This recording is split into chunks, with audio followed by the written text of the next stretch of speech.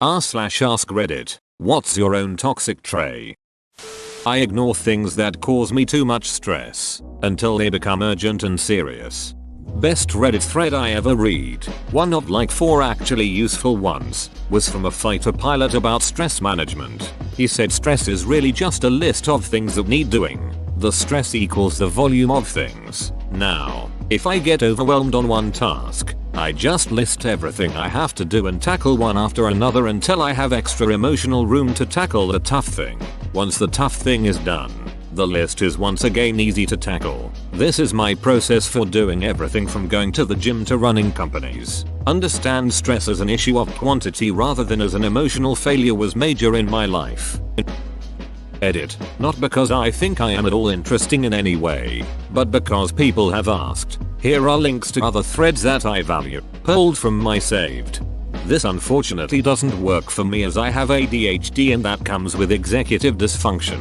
If I make out a list, the length of the list will just overwhelm me. So what I have to do to get things done is promise myself I will do only one of those things today. For some reason when I do that, I can accomplish it. And oftentimes if that thing I chose to do today required getting clothes on and going out, by the time I am in my car, I can often start doing more than that first task. But my battle with tasks is convincing my stupid brain to get out of bed. Edit. This is blowing up so I feel it a good moment to just say this. If you think you have ADHD, please get diagnosed by a certified psychiatrist and get a second opinion too. Making sure of what you have helps you develop healthy coping methods. Self-diagnosing ADHD doesn't really help you. I am glad this comment has opened some eyes, but I want you all to take care of yourselves.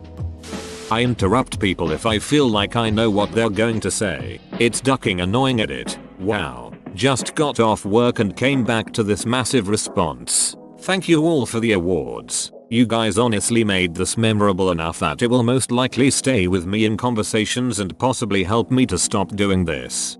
I do this. What the hell?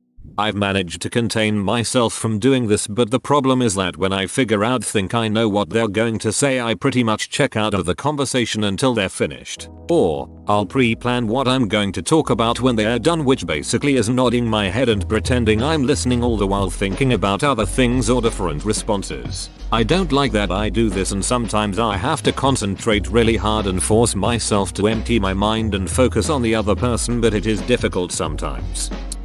My toxic trait is thinking that my self-awareness of my toxic traits cancels them out. Too loud.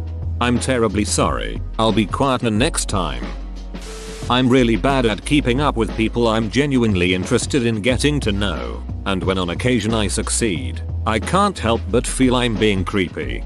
This one gets me. I want friends, but I feel creepy and overbearing when I follow up and text after a few weeks. I can just imagine then looking at their phone and thinking, how can I let this conversation die quickly so I don't hurt her feelings and also don't have to talk to her? I can't help but feel this is a symptom of social media. Our interactions are all over medias, and personal interactions outside those platforms feels invasive.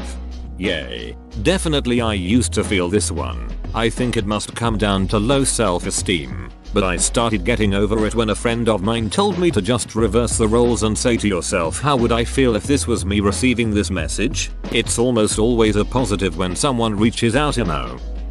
I'm very irritable and that really pisses me off. Edit. Thanks everyone for showing concern. I am generally right as rain. I was mostly being facetious. Mostly.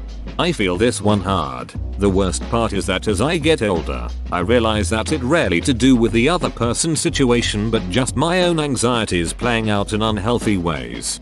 Man, I always get angry at other people for little reasons, and then after I absolutely feel awful and ashamed. Trying to find a way to be more relaxed and laid back, but it's hard. I hold grudges and I can be quite petty sometimes. My girlfriend and I laugh about how petty and competitive we are, but I'll laugh much more. That is pretty funny to me. I don't remember things that don't benefit me. How do you seriously deal with this? I really hate this part of me. I have an understanding wife and my mother is a social worker for children with disabilities, so I have a good network around me that understands. Otherwise, reminders for everything on my phone. I either overvalue my role in other people's lives, or I self-isolate and want nothing to do with anyone. Edit. There's no shame in the medicine game if you feel like it's out of control. I simultaneously have low self-worth and a feeling of superiority to other people. Oh, I feel this deep in my soul. I never ask for help because I think I can do everything myself, and I insist that I can do it even though I can't. I'm right there with you. The only exception being not because I think I can do it myself, but because I have to, if that makes sense. Like, I've never been able to rely on anyone's help because I just have to figure it out for myself, or else I'm a failure and feel judged. It's caused a ton of stress in life. But on the other hand, I've been able to pull myself out of shitty situations and have a little pride in that. But I don't think it's necessarily healthy. Life is tough and it takes its toll when you do it alone. Then you break down and ask for help, only to end up with a bunch of idiots in your way making everything worse. LOL. I have a bad habit of not trusting other people to do things right. This is a tough one because it feels very validating when you do catch someone ducking up that you were prepared for because of your suspicion. But you have to weigh the cost of suspecting everyone to both your relationships and your mental health against the advantage that you get from suspecting people and removing that vulnerability. It's a legitimate decision to make. I also do this. The thing you need to watch is confirmation bias, or being a busy prophet. It's something my grandma always does. First you worry about anything and everything. Then, inevitably, one thing does go wrong. Yes, you were right about that. But you've already forgotten all the stuff that went right. It's not that the worrying is validated. It has a terrible record of being right. It just has a few positive cases because of how prolific the worry is. Procrastinator. What do procrastination and masturbation have in common? In the end, you're only ducking yourself. I really feel this one. I'm a pro-masturbator. Overbearing and I need attention. I jump to conclusions. I am self-aware and have made great efforts to combat these propensities. Yeah, I've come to realize this myself. Starting to try and go through a cognitive behavioral therapy book to try to deal with some of that right now. Only on week 1 of 7, so I'm hoping to better myself. I'm aloof. Like I value my relationships with people and try to be there when they need me. But otherwise I just occupy my own space and do my own thing. Like I'm not part of any Twitch, Discord, etc. communities because I find I get bored with keeping up with them. It generally means that in the few instances where I feel lonely, I know I've done it to myself. But I can't change who I am without serious effort and I like my life. So I am who I am. Some folks questioning how being too aloof can be toxic. It's hard to put into words, but I have actively aloofed myself right out of relationships, friendships, and positions of responsibility, like not responding to a text DM for a week and then forgetting about it, or modding a community and just not logging in anymore because I want to play a game or something instead. But at this point I accept that aspect of myself, so I don't tend to take up any positions that require a ton of commitment. Like I don't raid in WoW anymore because I didn't want to commit to logging in 2 nights a week, etc. So I've probably aloofed myself right out of a lot of potential friendships, relationships, opportunities, etc. But at the same time, IDK, I don't like being tied down. I want to do what I want when I want, and for the most part I can. So I'm satisfied, even if it's not just healthy. LOL. Edit. I'm glad I'm not alone in being this way. I'd say we should all get together and make an Aloofs Anonymous community group, but we all know we'd be like super into it for a week and then get bored and do something else. LMAO. Have this issue too. Makes it hard to connect with new people, especially since nowadays most people expect being in constant contact online. And I'm terrible at that. I often literally forget to talk to people unless I see them in person or they talk to me first. It's weird cause I think of everyone really often. Every little thing I see or do reminds me of someone. I just don't feel the urge to go text them. I'm also satisfied just knowing how people are doing. So, for example, if my mom talks to my brother and tells me about it, I don't need to talk to my brother directly anymore, cause I know how he is. Exactly, like people think it's weird that when I'm working, my cell phone is in my bedroom charging, open bracket, IWFH, I don't really check it during the day because I'm working. One time I neglected to respond to my mom's texts for I think like 12 hours because I just didn't feel like talking to anyone that day. She ended up calling the police for a welfare check on me at freaking 11:30 p.m. Scared the absolute bejesus out of me. Is not talking to someone for half a day really that big of a deal nowadays? Yeesh. Quick to judgment. This is me, and I have zero patience for people that I think should know better. I'm great with kids and young adults yo. Yeah, for some reason I feel every adult should know everything I know even though sometimes I duck up and don't know something. I'm never angry or impatient with children though. Do I have to pick one? Going through this thread has made me realize that I may just be a toxic person. I can relate to so many. Legit. Reading other people's and being like I do that has made realize I am a walking red flag and worse than I thought. Overthink. I feel you. I'm so bad with this. I took 30 seconds trying to figure out what to write for this comment. I'm always very angry. I don't even know why like 99% of the time. I meditate. I exercise very frequently. I go for walks. Try to keep a peace of mind, but even on my best days where I feel fantastic there's always some sort of fire that just burns inside me. Makes me beachy or snappy at its most tame. Genuinely don't even know what to do about it anymore. I struggle with constant anger too. I found a method that helps a lot. Not sure what it's called, but I remember it as a rabbit hole approach. Anger, fear, grief, and care. When you're angry, take a minute and go through these 4 stages in order. I'll take you through an example of mine. Anger. First, why am I angry? My therapist implied I like feeling superior to others. Fear. What fear does that bring up? Fear of being perceived as bitchy, arrogant, unlikable by others. Grieve. What are you grieving that made you feel that way? I used to behave this way when I was younger, and my family didn't stick up for me or help me through these feelings. I didn't know how to stand up for myself and put a wall up. I felt alone then and I'm feeling alone now. Care. How can you care for yourself through this grief? I can say to myself, you didn't deserve that. You deserved someone there to guide you and help you. Life is complicated and you're not a beachy person. You can work on this and it doesn't make you a bad person. Hope this helps. It's been life changing for me. Thank you for this. I've always looked at anger and fear as that's what I was recommend but never thought about grieve and care. There's are some excellent tips THST I will try and focus on next. Perhaps at worst they can lighten the frustration. Thank you. No one lives up to my expectations of what I think friendship should be. Everyone always disappoints me. Ooh, this stung a bit. I definitely do this a lot. I wonder what would happen if we tried to be friends. Haha. You're ducking hate each other. Trying to empathize with others but accidentally oversharing and cringing about it for the next 5-7 years. I do this and I ducking hate myself for it. Meet new person, start spending time, become close and start bonding, accidentally overshare when talking about deep shit, they get weirded out and start pulling away from me, become just acquaintances instead of best friends. Open 47 weeks ago.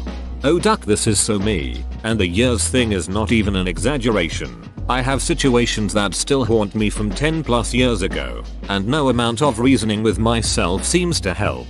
WHYYY? No will force to do shit. Can't lose weight. Can't take better care of myself. Can't study properly. Can't keep pushing anything for more than a week. It sucks. Oh god. I feel the same way. I start something with some motivation and enthusiasm and I end up abandoning it soon after. For example, I went to a doctor to lose weight and I managed to follow a diet for a couple months. Then every day I'd say, oh well, I can have some of that today. It won't matter too much. Tomorrow I'll start keeping myself in check again. But I never do. Or I'll wear a bit of makeup one day to go out and decide I'm gonna start learning how to put it on right so I'll look prettier, and I never do. I agree. It really sucks. And it's hard to abandon this kind of behavior. Here's a small tip if you haven't tried already. And look, I've got TAD and I managed to fail my way through 3 entire semesters of university. I get that sometimes it just doesn't happen. Try snowballing a smaller action into a bigger action. When I need to get the dishes done, I can't jump to I need to do the dishes or even I need to get up. I literally go alright, I am going to upvote this, then I am going to go to my home screen, then I am going to move my foot, and I am going to put it on the floor. Now I am going to quickly shift my weight off the couch. It goes on like this until I am in the kitchen and I can get the task started. Sometimes I end up lying on the floor for 15 minutes instead because I couldn't get to the part in the instructions where I get up. But when I do get up, I now have a moment where I am on my feet and I have a chance to choose where I am going to go. It's so hard to choose. I am going to go to the kitchen instead of the bedroom. My tip for this? My go-to is saying something like "Duck, yeah, I am doing dishes." Especially out loud. Even if you don't believe it, it's a little push in the right direction. Hope this essay length comment helps, lol. Self-hatred. I feel attacked by OP assuming I only have one toxic trait. I have a horrible double standard with this. Everyone else is a human being that makes mistakes. But I'm the most worthless pathetic sack of shit subhuman trash because I dropped a Cheerio. Just one.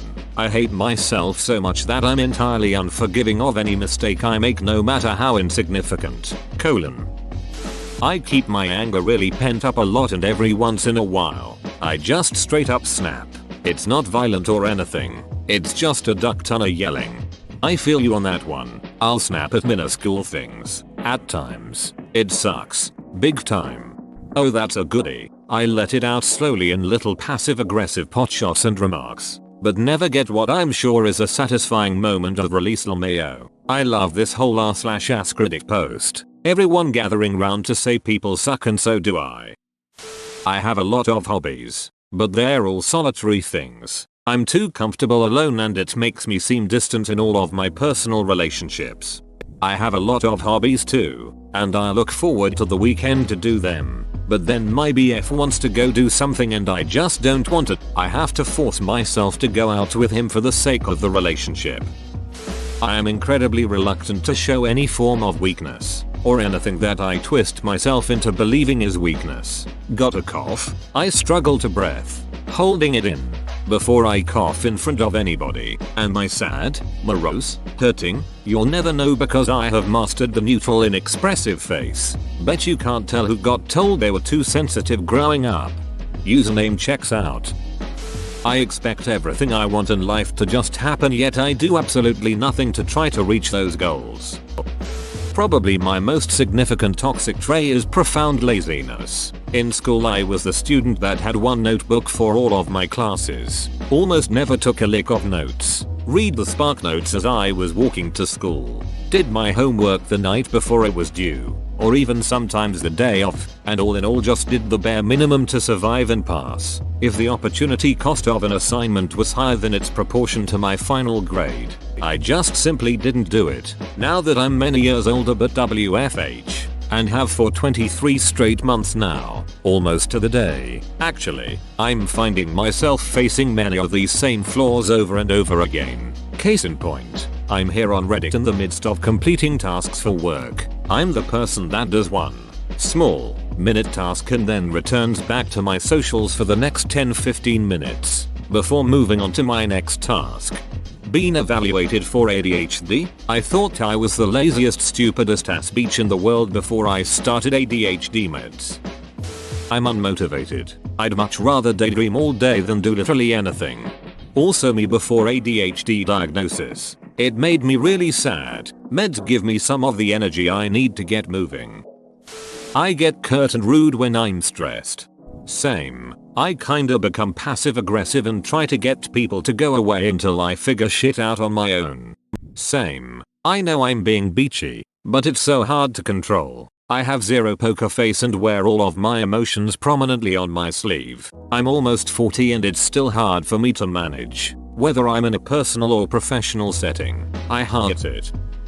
Overly self-sacrificing to the point of damaging my own mental health.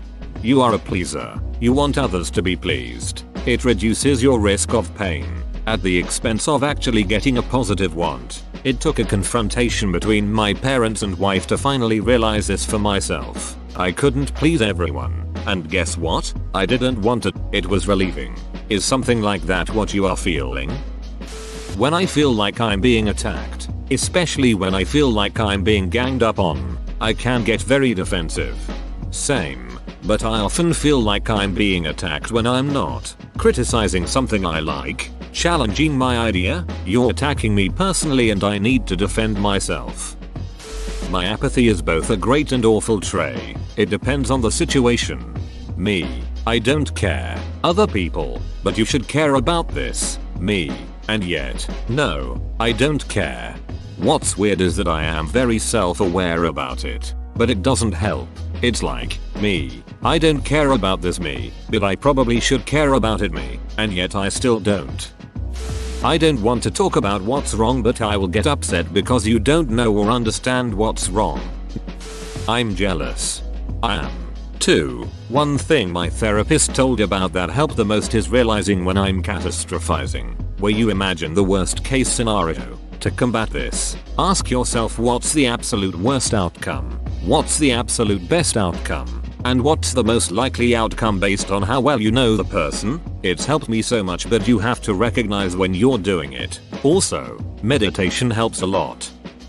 I want people to know when I'm better than them at something. I don't brag, because that's no fun. I want them to come to the conclusion themselves.